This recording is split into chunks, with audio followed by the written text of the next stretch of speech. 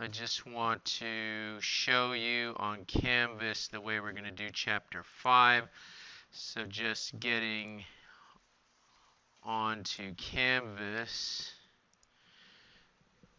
for this class and taking a look. And please don't make the mistake of signing in for somebody else because you're worried that you're not going to get the points, because I will catch you on that. Okay, and you take a look, and under Chapter 5, right now we just have Part 1 of the slides. We'll go through those today, and then what we're going to do on, which is better, this or this? The other way, like this? Okay.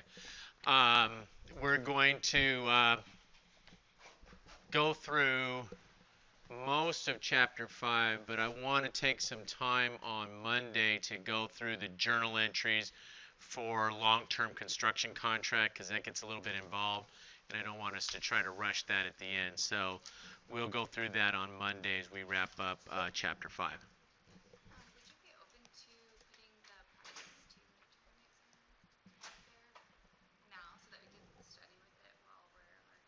I'll put the quiz up there per chapter. I'm not going to put the practice midterm up because I don't have it. Yeah, but I'll put up the quizzes, yeah, per chapter.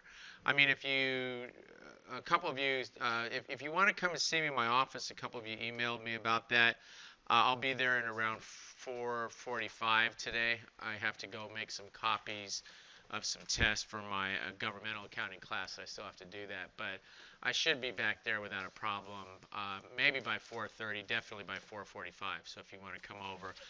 But a few people asked me while I was concerned about my grade and stuff, and one of the things that I'm going to be saying to people that maybe had concern, if you look at the practice quizzes, the quizzes per chapter, you look at the practice exam, and you look at the exam itself, I can literally draw a line from one problem to the next, an arrow from one problem to the next that translated from what we practice with to. So all we're doing is building upon what we get from the slides and the quizzes in those practice exams. So I don't know that there's going to be a whole lot of benefit to getting.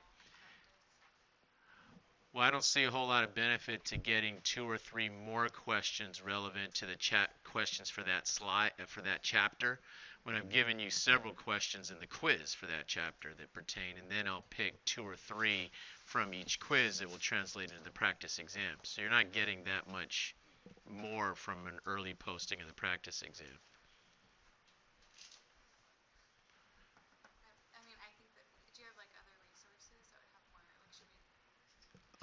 Did you buy Connect? Yeah, I mean, we've got the homework questions and whatnot in Connect, so I'm not going to keep dispensing the test bank to you, the whole test bank to you. So you've got Connect homework assignments that you should be getting that and doing those if you're feeling you want some extra practice. Yeah. Yeah. Okay. All right, so let's go ahead and take a look then at the Chapter 5 slides. And again, just to complete the thought on the additional questions. So if there were 15, 20 questions in the quiz for that chapter, then there's only going to be like 2 or 3 questions in the practice exam related to that chapter, because now it's going to cover several chapters, right? So this is the point I'm making. But Connect would be the best next stop shopping point for additional questions. Okay, so let's go ahead and take a look at Chapter 5, and let's talk about revenue recognition. Now, you may have heard that there were changes in the way revenue recognition is being accounted for, and there was some delay in actually implementing it, but now it is the new method that we're going to study in this class is in full implementation by companies. So the FASB, joint FASB IASB standard on revenue recognition is being fully implemented now. Now, in the past, we basically had some high-level realization principles, we would take revenue when the earning process was complete and where collectability could be reasonably assured. Now, the problem with this method was that then FASB had to come in and provide additional guidance for some more unique issues like franchises, like accounting for variable consideration arrangements, etc. And so what FASB decided to do was back up and give higher level steps as to revenue recognition that could then be applied to many different types of transactions. So what we're going to be looking at now is the idea of a performance obligation. Okay, and if we have performance obligation, are we satisfying that particular performance obligation or obligations? So we're going to see that some contracts are very straightforward. There's just one performance obligation, but you could have multiple obligations in a contract, and we're going to see that often we'll have to account for those separately.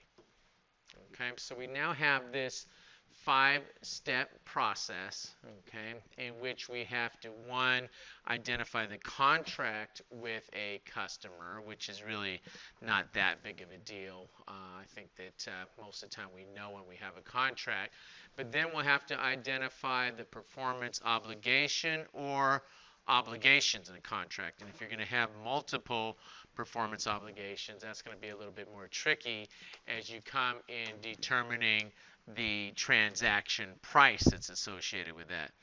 Once you determine the transaction price, then we have to allocate that if there's more than one performance obligation in the particular contract, and then recognize revenue as the performance obligation is provided. Okay.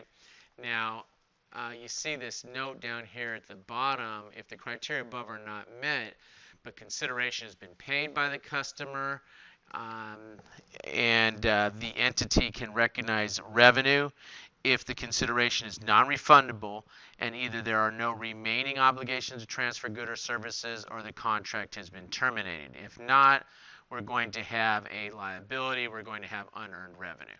Okay, so you look at this, and you probably should, know these. I mean, because you'll probably get some questions in your quiz, in your exam, where I'm going to ask you about these steps, 1 or 2. But those are going to be more theoretical than actually having to sit there and apply these steps to every single transaction.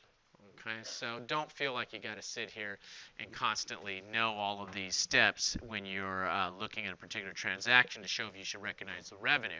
I think that you'll find that often and I'll call it your accounting common sense, will direct you what you're supposed to do. I don't call it common sense because not everybody's an accountant, but your accounting common sense will come into play for many of these types of transactions that we're going to be looking at. Okay. So when we look at a contract, this is the arrangement specifying legal rights and obligations of the seller and the customer. The contracts will contain a performance obligation, and transfer occurs when the customer has control over the good or the service. Okay. Now, we've got this step 1, and we say, well, what makes it that it's actually going to be a contract that we're going to be recognizing revenue for? And we have this idea of probable that the terms of the contract will be exercised. And Accounting Standard Update 2014-09 defines probable as likely to occur. Okay. Notice that a contract does not exist. Okay, let's just look at when it does not exist.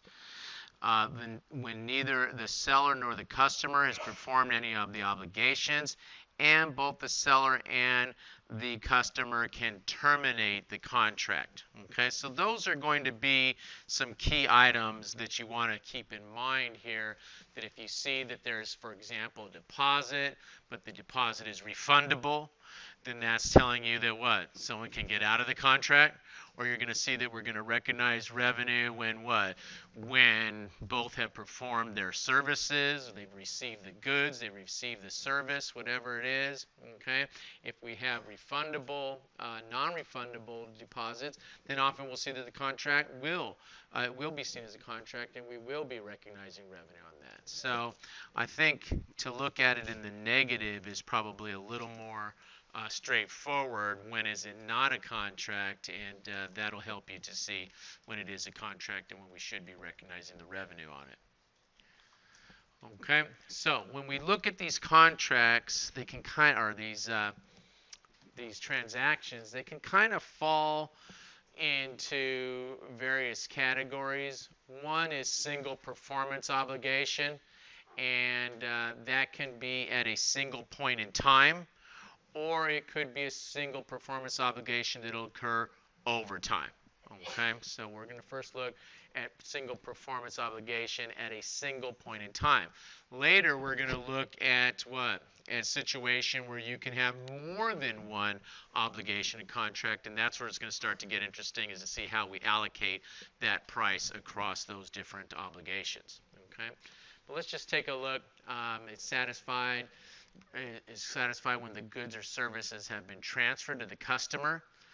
Indicators which we can use to determine if the control has passed from the seller to the buyer is when the customer has an obligation to pay the seller, has legal title to the asset, has physical possession of the asset, assume the risk and rewards of ownership, and accepts, it's not and, or accepted the asset or service. So any of these, it doesn't have to be all of them, any of these can be indication that there has been a control has passed from the seller to the buyer. It does not have to be all of these. Okay. I know some folks came in, so if you want to sign in. Okay, thank you. Okay. All right, good. So let's take a look at prepayments. And prepayment should be recorded as deferred revenue and recognized as revenue as the performance or obligation is satisfied. So again, guys, I mean, this is, as I said, going to speak to your accounting common sense. Even though it's these highly technical terms, you already know that if we pay in advance of having actually received the service, we're going, or when we receive money in advance of actually performing the service, it's going to be deferred or unearned revenue. Okay, but let's just review that. Okay, and this is part of identifying the contract and seeing what the terms are. And you can see on March 1st, year 1, Bulldog Inc. entered into a contract to transfer product to Kitty Inc. on September 1st, year 1.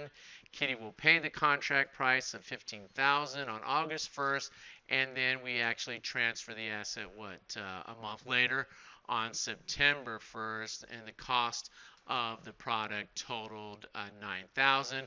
Determine the journal entries here for this, and we have what? We have a single performance at a single point in time, don't we? But we have a payment in advance. Okay, so if you have payment in advance, you have to take the unearned revenue at the time that you receive the cash, and then when we have what? Performed on the contract, a single performance at a single point in time, which is September 1st, and what's happened? We have delivered the product, all the risks and rewards of ownership have gone over to the buyer, etc., right, because we're providing them the asset. We go ahead and we can take the revenue at that single point in time, debiting the unearned revenue, crediting the revenue, and of course we have to account for the cost of the items by debiting cost of goods sold and crediting inventory. Okay, so you can see, guys, I mean, we gave you what?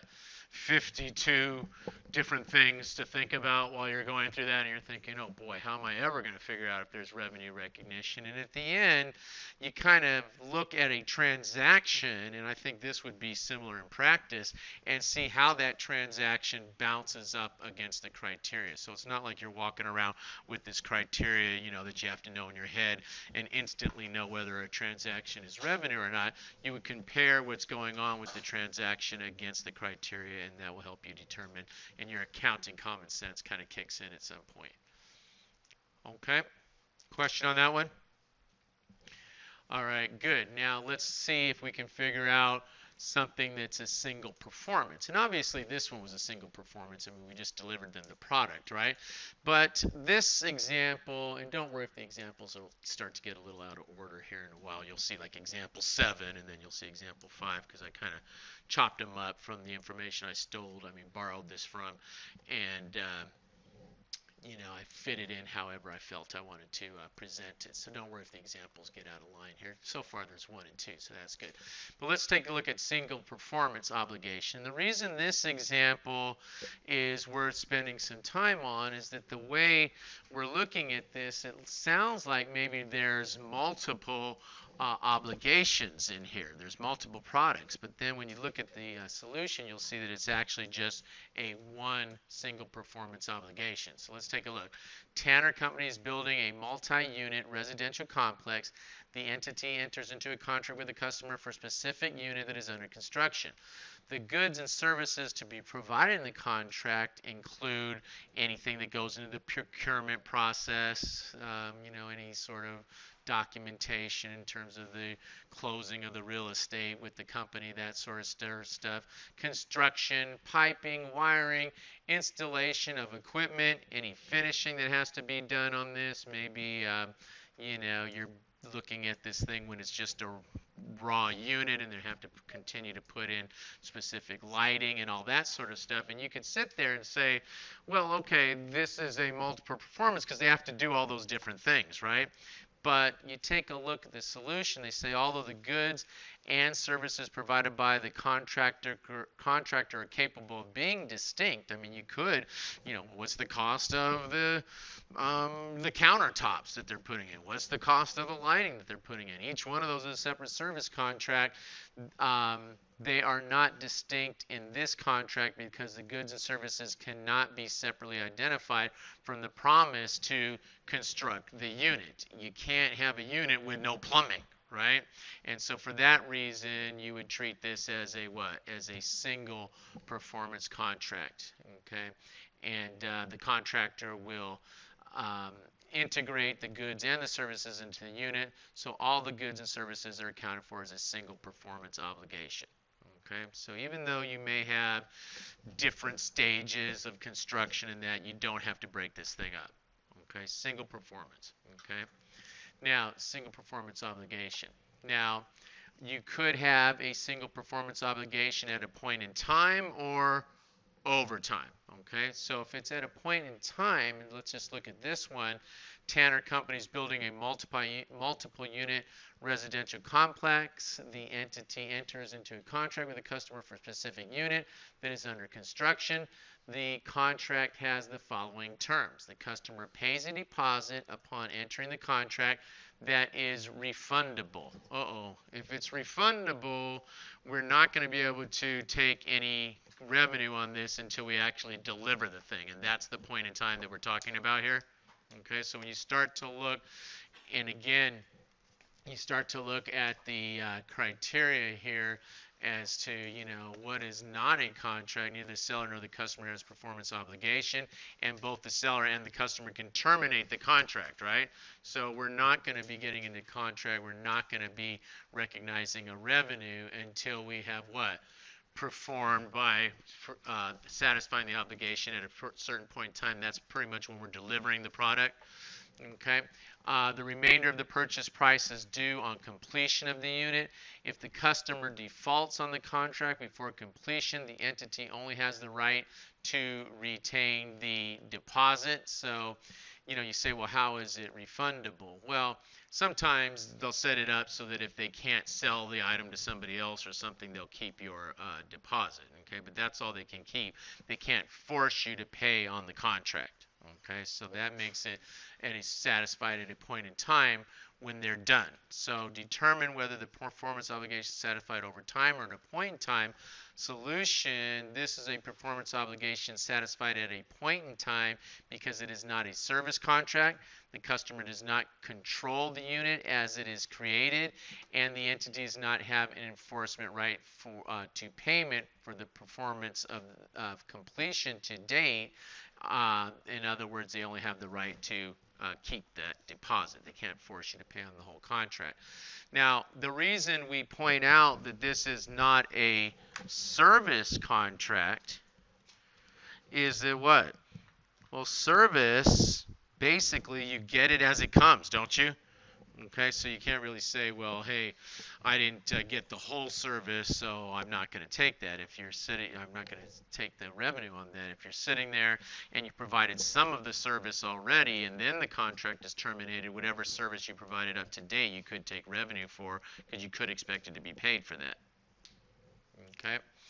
Okay, so it can't be a service contract if it's going to be, it can be a point-in-time service contract, but it would have to be completely done at that one point in time. But if there's some more to go on it, then we wouldn't be able to apply this criteria. Okay. Okay, recognizing revenue over a period of time. Revenue is recognized over time if the customer consumes the benefit of the seller's work as it is performed. Again, this is the issue with what? With service, why it's not going to really be a point in time, because as you're receiving the service, you're consuming it, right? The customer controls the asset as it is created, or the seller is creating an asset that has no alternative use to the seller. Now we're going to talk about contract, long-term construction contract a little bit later, but this is one of the issues with long-term construction contract, why we can recognize revenue as the project progresses, because often with a long-term contract, the thing is being built to specifications. If somebody's building a building for you, it's pretty much being built for you, right? It's not like they're just building this building and then they're going to go out there and say, okay, who wants to buy this thing? Okay, so those sort of long-term construction contracts are usually very specific as to, what the specifications are going to be on those, and so we'll see that we will use percentage of completion method for our long-term construction contracts, and a lot of that is coming out because a lot of those projects have no alternative use to the seller. It's being made for you, okay, and so the buyer is going to have to take that. Okay, so let's take a look at this situation now. We've got Tanner is building a multi-unit residential complex. The entity enters into a contract with the customer for a specific unit that is under construction. And notice, guys, it's starting out exactly the same as the point in time. But let's take a look at some of the things that are different. Customer pays now a what? Non-refundable security deposit. So it's gone. You can almost think of that as a down payment, right? It's not going to be refundable. The customer agrees to make progress payments during construction. So as things are going on, you are actually buying that asset as it is being constructed, right? So we'll be able to take some revenue as we go. If the customer fails to make the progress payments, the entity has the right to all of the consideration of the contract if it completes the unit. So we could just keep going, and then we'll see you in court to get the money for that particular item, right? And again, we're probably making this what? Specifically for you, the terms of the contract prevent the entity from directing the unit to another customer. So I really have no alternative use for that, no other things that I can do with that. I'm making it for this particular customer. Okay, so the solution, performance obligation is satisfied over time. The unit does not have an alternative future use for the entity because it cannot be directed to another customer. The entity has the right to payment for performance to date because the entity has the right to all the consideration of the contract if it completes the unit. So whatever we had got up to that time, plus we keep going, we build the thing, and you're going to pretty much have to take it. And if you don't want it, you better sell it to somebody else. It's not going to be our responsibility to do that. Okay, so we would literally be able to take revenue over time.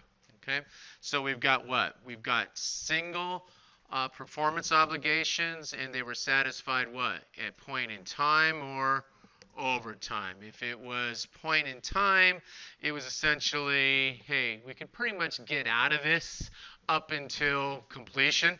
And so what happens? We don't take the revenue until it's actually complete.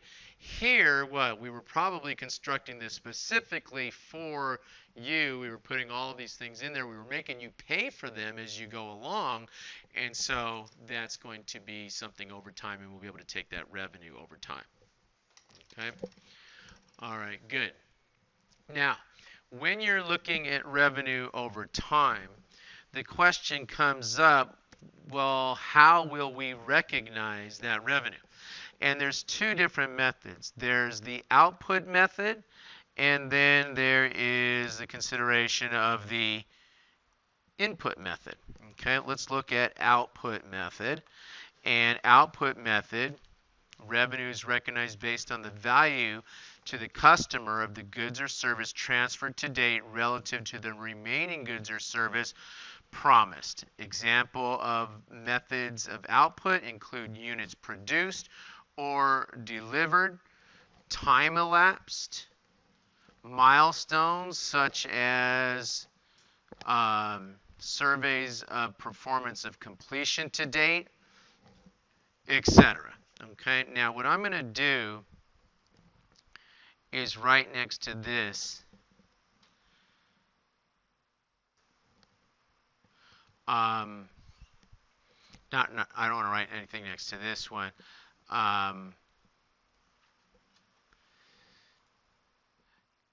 Goods or service transferred to date is what I want to underscore here. And you come down, and let's just look at this example of a straight line basis, goods or services transferred, consumed to date. And let's just take a look at this health club example. And it enters into a contract with a customer for 1 year of unlimited health club access for $75 per month.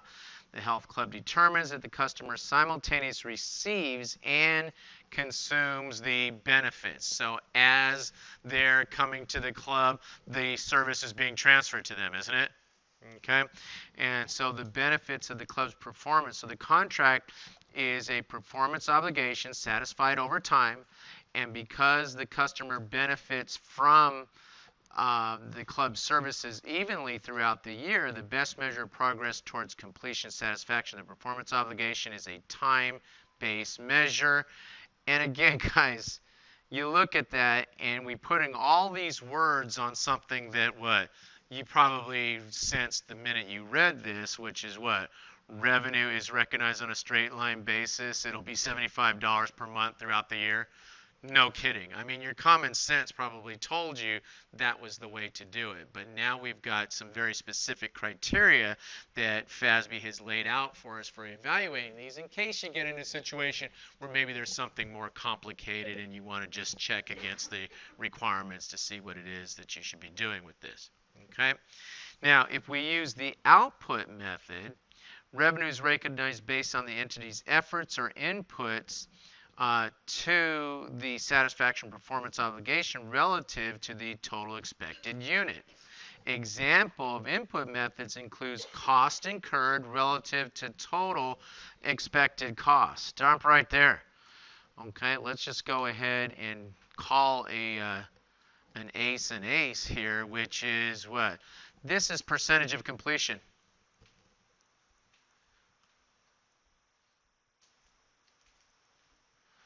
That says percentage of completion. If I could squeeze it in, I'll put it on this side. Percentage of what? Completion?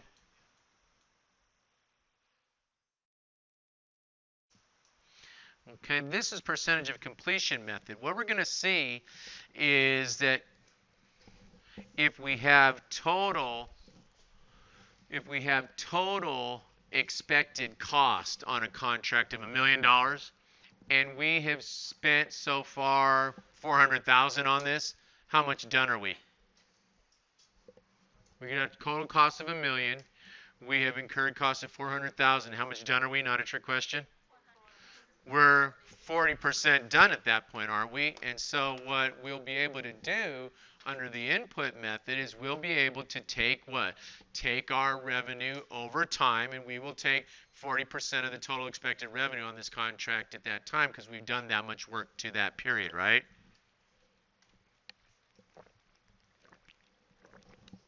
Input method. What are we putting in to completing this obligation, right? Output method is more looking at from the standpoint of the customer, what are they pulling out of it as we go along, right? Okay. Okay, good. Now you come over and you take a look at multiple performance. Okay, and again, we're saying step 2, identify the performance obligations in parentheses. If it's single performance, that's a piece of cake, right? I mean, it's just a single performance. It's either at a point in time or overtime, right? But what happens if there are multiple obligations in there? And again, it's not the situation where someone's building you a condo and, well, what about the lights? What about the plumbing? What about the wiring? That's all different. No, if they're going to deliver it to you as one unit and you can't use the unit without the plumbing, then that's a single performance. But there are some things in which the goods or services would be separable. And if that's the case, they're going to require us to separate those, and then we're going to have the next step, which is to allocate that price amongst the different obligations that are in that contract. Okay, so seller account for a promise to provide a good / service as a performance obligation as the good or service is distinct from other goods and services in the contract. A good or service is distinct if both capable of being distinct, which again, it's both. The condo example that we looked at, they may be distinct, but they were not what? They were not separately identifiable from the other goods or services, and that you can't take one without the other. Okay, but when you have something in the contract that you can take one without the other, then you have to allocate the price amongst those. You have to identify each obligation and then allocate your price amongst those. Okay, so enough with the gobbledygook. Let's just look at this example. So a software developer enters into a contract with a customer to transfer a software license, perform installation, and provide software updates and technical support for 5 years. The developer sells the license, installation, updates, and tech support separately. Stop. Right there, they're telling you that what? You don't have to take one without the other. You could have just sell the software. Maybe they have their own internal people install, and their own internal people provide their own support, right? So you don't have to take all three, okay? The entity determines that each good or service is separately identifiable because the installation does not modify the software, and the software is functional without the updates and technical support. So identify the performance obligation in this contract, and the software is delivered before the installation. Updates and technical support is functional without the updates and tech support and technical support, so the customer can benefit from each good or service on its own. The developer has also determined that the software license, installation, update, and technical support are separately identifiable. On this basis, there are 4 performance obligations: the software, the installation service, software updates, and technical support. So it wasn't like with the condo, you can't use the condo without the plumbing. Okay, whereas here, I'm just calling it a condo, whatever they said. Was it a condo unit? Whatever the thing was, apartment unit, housing unit, whatever it is. You can't use it without the plumbing. Here, you can use the software license without the tech support, without the software updates. It said it would still be functional, right? Okay. Okay, good. So we come over and we have to go to the next step, which is determine the transaction price. And it's the amount the seller expects to be entitled to receive in exchange for the goods or services, whatever the amount of the contract is. The trick is going to be the contract price is. The trick is going to be now doing what? Allocating it amongst the different obligations, right? That's where we're going to have to get busy. So that's step 4. And if there is more than one performance obligation, the transaction price should be allocated amongst the standalone selling, proportion to the standalone selling price of the good or service underlying all performances in the contract. Okay. If the standalone selling price cannot be observed, then we're going to have to estimate what it would be for each one of those if there is no price for each one of them. Okay. Now we come over and let's just continue on with the allocation, the transaction price, and then we're also going to look at step 5 as to how you would recognize the revenue on this. Now remember, we were talking, it's a little different here because I think they left out the software updates, I guess, in this example. Okay, so let's just go ahead and let's look at this example. Software company enters into a $250,000 contract with a customer to transfer a software license, perform installation service, and provide tech support for a 3-year period. The entity sells the license, installation service, tech support, and the license, installation service, and tech support separately. The installation service and tech support could be performed by other entities, and the software remains functional in the absence of these services. The contract price must be paid on installation of the software, which is planned for March 1st, year 1. So how are we going to allocate these items, the software license, installation services, tech support? Now the first thing to notice here is that we are going to allocate the $250,000 selling price, right? Okay, that's what we're trying to allocate. So if you're looking at something like this, people are asking me, how do I prepare for your exam? I'm showing you stuff like that. If you get a question like that, that 250,000 needs to be written down immediately because that's the number you're going to be working with, right? Okay. Then what? Then they tell us the price for each one of these individually. And so it's $160 for the license, $20,000 for the installation service, and the tech support runs $30,000. So if you add those all up, we get to this $270. $270 becomes the base. Now sometimes students will say, well, if the whole thing costs $270, why are they selling it for $250? And the answer is because they're getting to sell the whole thing. If you sell each piece individually, they could have a different price, right? Okay, it's kind of like Connect. If you buy it bundled with the book or something, they give you a better price, whatever. Okay, same kind of thing. Okay, and so what happens? We come over and we use each fraction that each service and product is of the total 270, and that's how we decide what we are going to allocate to each one of these, right?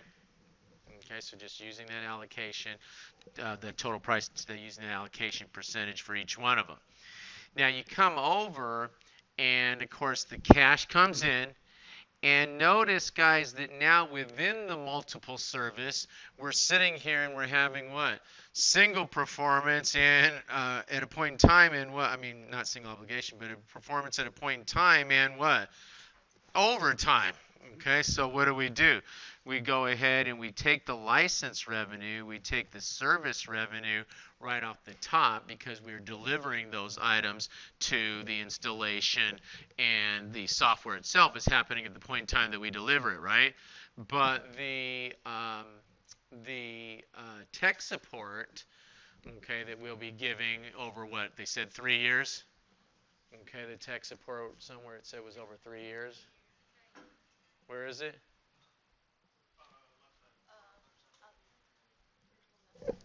In the facts, or? Okay, so the tech support for a 3-year period, there it is, thank you. For a 3-year period, okay, so since it's going to be for 3 years, we have to take that as unearned revenue at the time that we deliver the installation and all that, and then we will go ahead and recognize the service revenue. And in this example, they're recognizing it yearly, okay, so they take the 8,333 that they allocated to the unearned service revenue. They take that 833 and they divide it by the 36 months. That gives me $2,314.80 per month. And they multiply it for year 1 for 10 months because the contract was signed, or the items were delivered on what? March 1st. So that begins the tech support contract. So it's 10 months for that first year. So for the first year, we have $23,148 that we've earned. Debit the unearned, credit the service revenue. Well, year 2 of this, you take the whole year. Year 3, you would take the whole year, and then year 4, you would take 2 months, the last 2 months of the contract. That would be January and February of year 4, right? But yeah, I think that's what you meant, right? Yeah. Okay. Not too bad. Any question on any of that? Okay, so we've got what? We've got it's a lot of words there.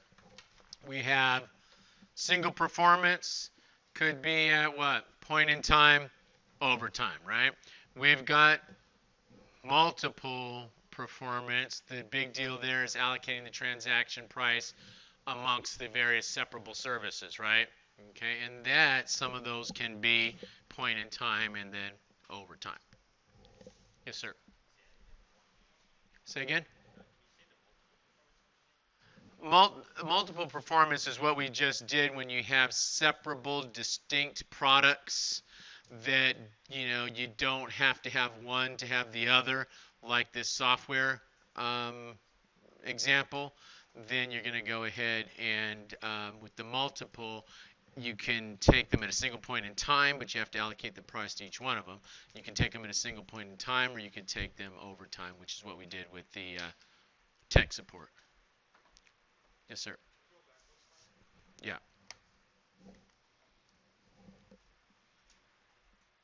Is there a question? Okay, I'm not going to be a slide disc jockey here, so if you ask me to go back a slide, you got to. Oh, I see. Yeah, it was because it constituted $90 of the total 270, right? Huh? Well, yeah, the product sold for 160, the software, installation service sold for 20, tech support sold for 30, and oh, I see what you're saying. Oh, 30,000 per year. Thank you. So it's 30,000 times the 3 years. Yeah, I see why you had that question. Okay.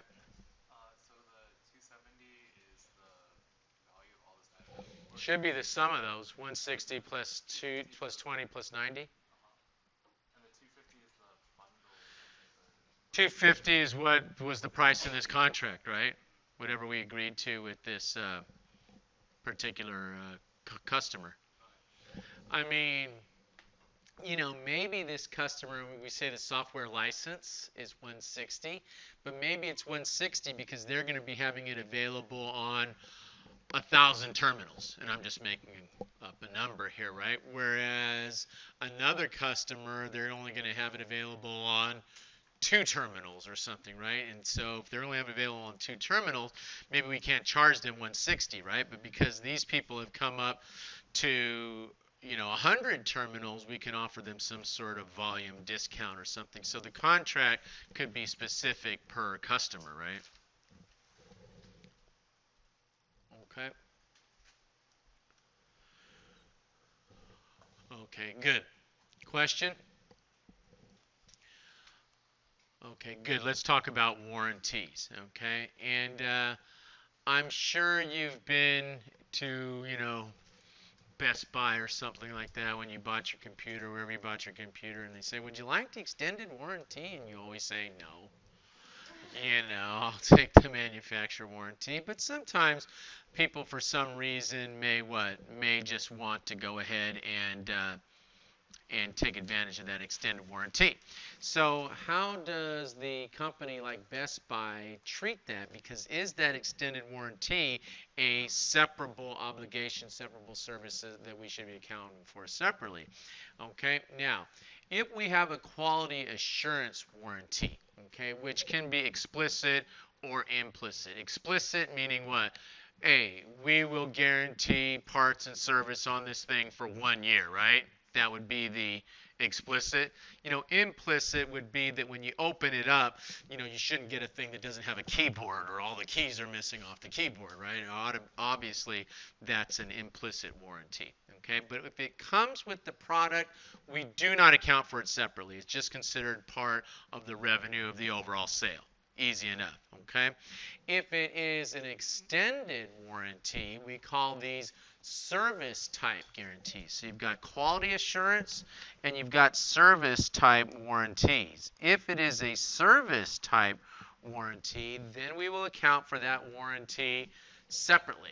Okay, so warranty should be treated as extended warranty if either the customer has the option to purchase this separately or the warranty provides a service to the customer beyond only assuring that the seller delivered a product service free of defects. Okay, so if there's something additional like, hey, we'll come to your house for a little extra, we'll come to your house and fix any problem, and they charge you something extra for this white glove service to come to your house or something, that would also be considered an extended warranty if that's part of it. Okay, now they give us a lot of information, and guys, I took this straight from the textbook about the extended warranties that are offered. So let's just look at this. On the other hand, extended warranties are offering additional service that covers new problems arising after the customer takes control of the product. It is unusual these days to buy a phone, digital phone, car, almost any durable consumer product without being asked. That's what I was telling you before, to buy an extended warranty.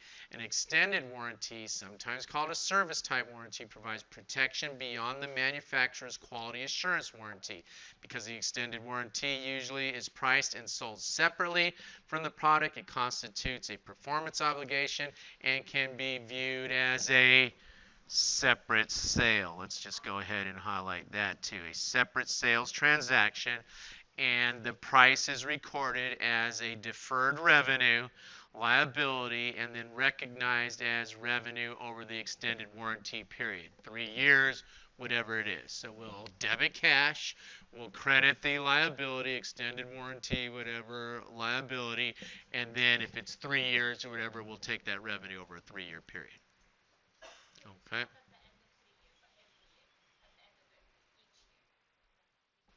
When we want to prepare our financial statements. Okay, so if we prepared monthly statements, I guess we would go ahead and do it monthly, right? Quarterly statements, we would do it quarterly.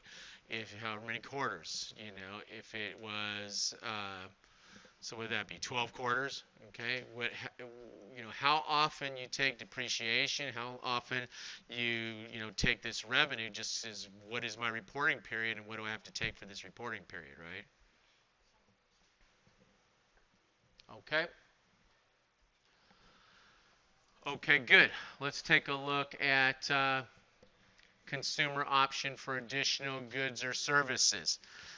What happens here? You buy something, and there's a little coupon in the box that says, and now, because you bought our headphones, because you bought our iPhone, we'll get you a coupon for the headphones for it or something like that. Okay, how are we going to account for the value of those coupons, because they really do have value, and that we're going to give up some product for a different price than we ordinarily would, right? So how are we going to account for that? Okay, so when the contract includes an option that provides a material right, okay, we're not talking about send in a coupon and we'll give you a little trinket of what's his name, the guy that started up Apple. Steve Jobs, we'll give you a little Steve Jobs statue. That's not what we're talking about. We're talking about, they're going to give you something that they could be selling as a product, but instead they're going to give you a deal on that. Okay, we must allocate part of the contract transaction price to this option. And so we must estimate the various components in order to defer the revenue that is attributable to this optional additional product that they could be getting. Okay, so let's look at this one, and let me see if I can make it a little bigger so you can see it on the screen a little better. So we've got this TrueTech offers a promotional coupon with every tri-box it sells for the normal price of $240. The coupon gives the tri-box customer an opportunity to buy a headset that normally sells for $150 for only $90. So they're giving a 40% discount on this product that they could have been selling for the full $150, right? The coupon must be redeemed within 1 year of the tri-box purchase. TrueTech estimates that 80% of the customers will take advantage of the coupon. How would TrueTech account for the cash sale of 100 tri-boxes sold under this promotion in January 2018? Now, just to make things easy here, let's just jump down to the journal entry for a second. Obviously, they're selling, what, 100 at $240. That's going to give us cash at $24,000. Okay, just so that we observe that. And then we start to take a look, and TrueTech expects that only 80% of the coupons to be used. It estimates the standalone selling price to be $60 times the 80%. Okay, so they're taking the what? They're taking the difference, which is the $60 difference, and they're telling us that the discount on this is what? $48, because they're taking that $60 and multiplying it times 80%. So the sum of the standalone selling price for the obligation is $288, which is the what? The $240 that they would sell, that was the normal selling price, plus the value that they've assigned to the coupon is $48. Okay, so we got a price for each one of these, $288 and $48. Okay, now the $60, just to be clear, comes from what? The $150 price times the 40% discount, okay, that we're getting on that. So 150 times the 40% discount is the $60. Now we come in and we take 80% of that, because that's the percentage that they think is actually going to be redeemed. So that's how they came up with this $48. Now they take the 240 plus the 48, that gives me 288, and when they want to figure how much of the total price here is going to go towards the model that's being bought, this tri-box module that's being bought, it's what, 83.33%, and for the headphones, or whatever this thing was, what was it they're selling? Headphones? Okay, for the headphones, it's going to be 16.7%, which is the 48 divided by the 288. Okay, and so we go ahead and do the math on that, and we allocate 20,000 of sales revenue to this item that's being purchased right now, this tri-box thing, whatever it is, and then 4,000 is going to be deferred revenue, because we're waiting for that coupon to be redeemed, and we'll see if it will be redeemed at some point. If it's not redeemed, then we will go ahead and debit the deferred revenue and credit the revenue. If they are redeemed, then we will still go ahead and do what? Debit the deferred and credit the revenue. But we would have to wait until these expire. So it's either as they are being redeemed or as they are expiring, right? You would take the revenue for these. Okay. Question? Okay, good. You come over and we look at special issues, and we're going to look at variable consideration. We're going to look at right of return. We're going to look at agents, and then we're going to look at payments by the seller to the customer. Okay. Now, variable consideration comes up when there is more than one expected outcome. So we're going to have a transaction that can have two or more outcomes, and we're literally could sit there and assign expected value to the different outcomes, and that's going to be the transaction price. Or we could sit there and come up with a most likely amount, because coming up with the expected values could be a little bit difficult, right?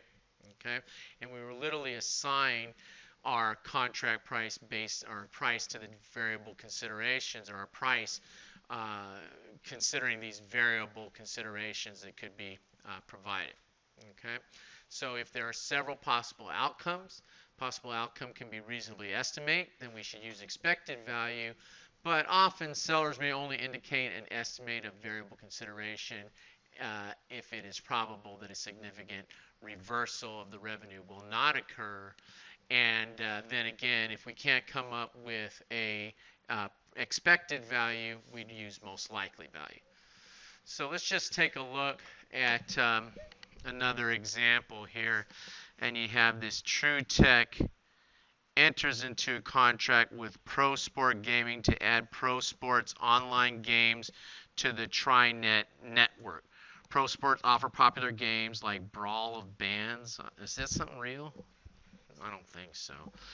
And wants those games offered on the TriNet so Pro Sports can sell gems, weapons, health potions, and other game features that allow players to advance more quickly in the game. And my advice to these people would be get a life, okay? But let's go ahead and let's just take a look. Sounds like those guys on Big Bang Theory sitting there playing all these weird games. Okay, so let's just go ahead and take a look. On January 1st, 2018, Pro Sport pays True Tech an upfront fixed fee of $300,000 for 6 months of featured access. Pro Sport also will pay True Tech a bonus of $180,000 if TriNet users access Pro Sport games for at least 15,000 hours during the 6-month period. True Tech estimates a 75% chance that they will achieve the usage target and receive the $180,000 bonus. Okay, now let's deal with the easy part first. We know they're getting cash, $300,000. That cash is going to be deferred revenue because it's offering service over a 6-month period, right? So we really there have a single obligation over time, right, that we're going to be able to account for. But then we have this second piece that we really don't know whether or not they're going to take this. So this is what we mean by these variable considerations. Maybe we're going to get only $300,000, but maybe we're going to get $480,000 on this deal, right? Okay, so when we have that sort of variable consideration, there are two approaches. One is a most likely, the other is the expected value, and I'm going to go with, it says two alternative most likely because frankly, the way, and I'm taking this straight from the book, the way the book put this together, you couldn't understand the expected value very well unless you understood the most likely first. So let's just go ahead and look at the most likely. And they say because there's a greater chance of qualifying for the bonus than not, the most likely amount would be the 300 plus the full 180. Okay, so let's assume that tech sports based the estimate on most likely amount 480. In each successive month, it's a 6-month deal, would recognize 1 month's worth of revenue on a total transaction price of 480. Because it previously recorded the 300,000 as deferred revenue, at the end of each month, it would reduce deferred revenue by 1/6 and set up a bonus receivable as we go as 1/6, the 6th month of the 180. Okay, so you see the journal entry here. We had debited the debited the cash, credited the deferred revenue, the 300,000, right? So we're going to take that piece over the 6 months, debiting deferred revenue, and 50,000 is going into revenue, right, for that part?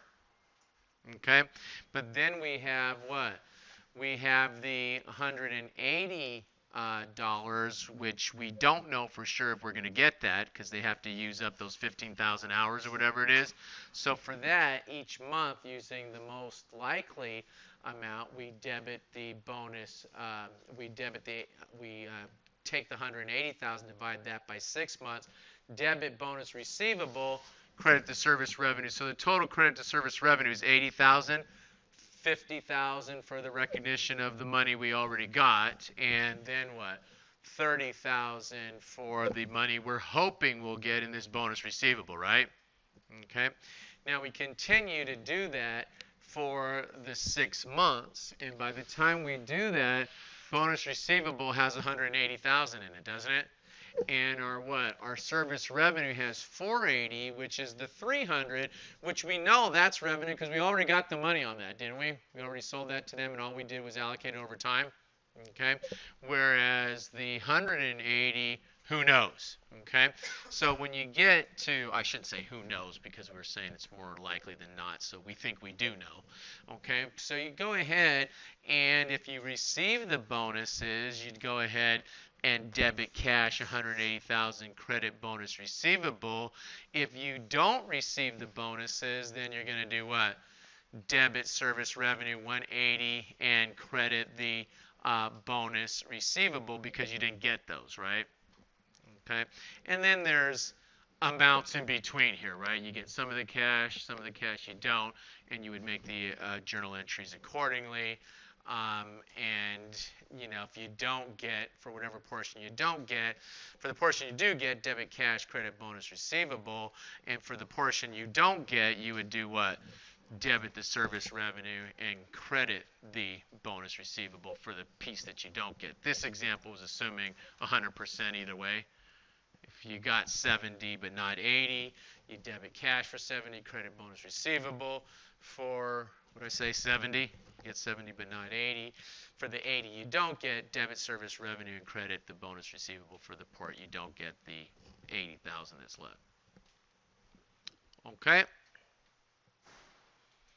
Okay, good. Now you come over and you take a look at the expected value.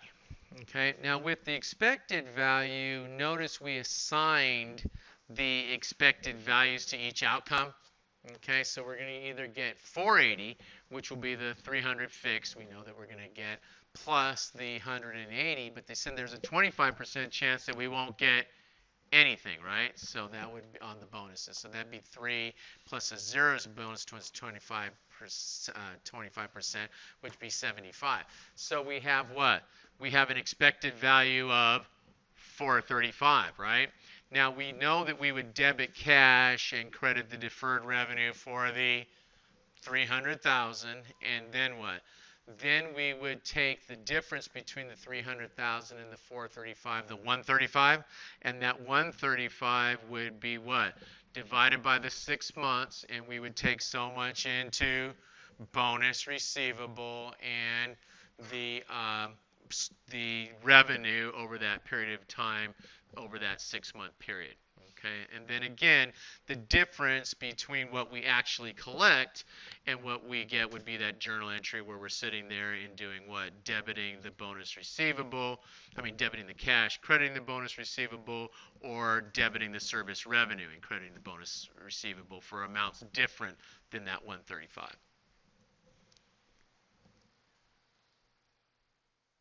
Question?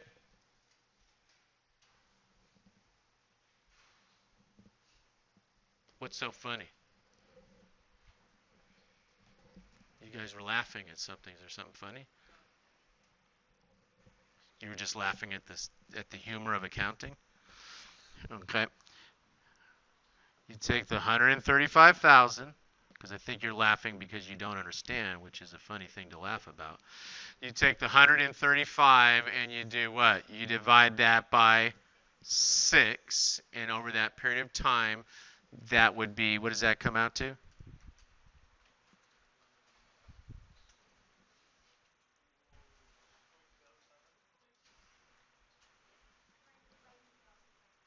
How much? 22,500. Okay, and so each period we would go ahead and instead of sitting here and debiting the bonus receivable and taking the service revenue for what? For the 30,000? Instead, they're sitting there and they're doing what? Debiting bonus receivable for 22,500 and crediting the service revenue, right? Just ignoring the 300,000 part because that's going to be the same. Okay, and then if they collect the whole 22,500, they do what? Say they collect the whole 22,500, they'll debit cash credit the bonus receivable, right? If they don't collect the whole amount, let's say they get 15,000 of it. Okay, not a big deal. We'll go ahead, we'll debit cash. If I can spell cash. We'll debit cash. I'm just making this number up. 15,000. We'll credit the bonus receivable. 15,000. Okay, and then we've got what? 7,500. 7,500 will credit bonus receivable.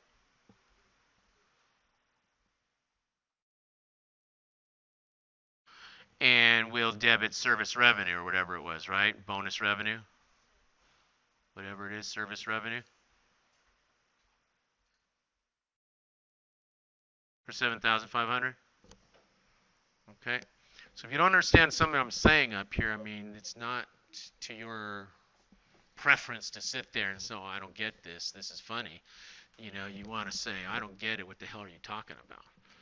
So at the end of this scenario, assume that they do get the bonus. Uh-huh. They will have only taken $135,000 of the revenue, and we just take a one-time extra 45,000 for the. You mean if they got 100%, if the expected value turned out being different, yeah, for that additional amount, then they're going to debit cash credit service revenue, right, as those additional amounts come in. So they would have set up the receivable, but if it keeps going, then the debit has to be to cash, right, for the additional amounts that come in. Yeah.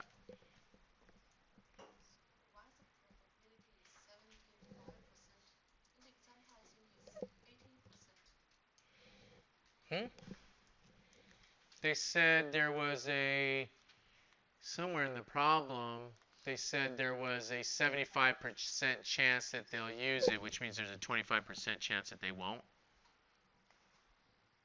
I think you're thinking we got too many numbers buzzing by here. The 18% was from the previous problem.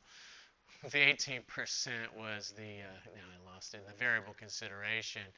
Not the variable consideration, but in the warranty. What was it? I mean, special price. Yeah, I know we got a lot of numbers whizzing around up here. Okay. Yeah, but as they come in, we'd have to debit cash essentially because we wouldn't have been setting up the receivable, and then we wouldn't be setting up the revenue. We just take it all.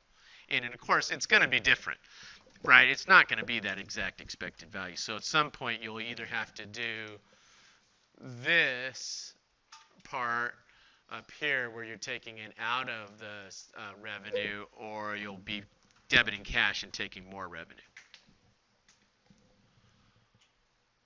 Okay. Okay, good. Right of return. Okay. I'll tell you what. What do we got? 6 minutes here? Rather than try to steamroll that, because I know there's a lot of, different transaction stuff going on around here, and I think our minds are starting to spin. We're getting percentages from previous examples and stuff. So let's just pull it right there. We will pick up with chapter 5 on Monday.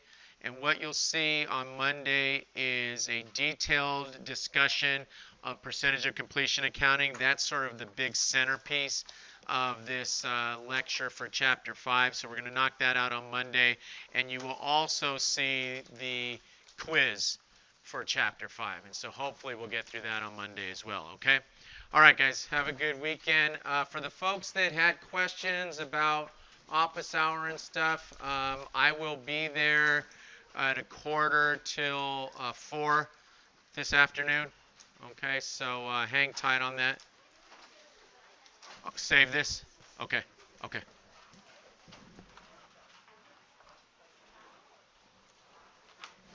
Oh, thank you.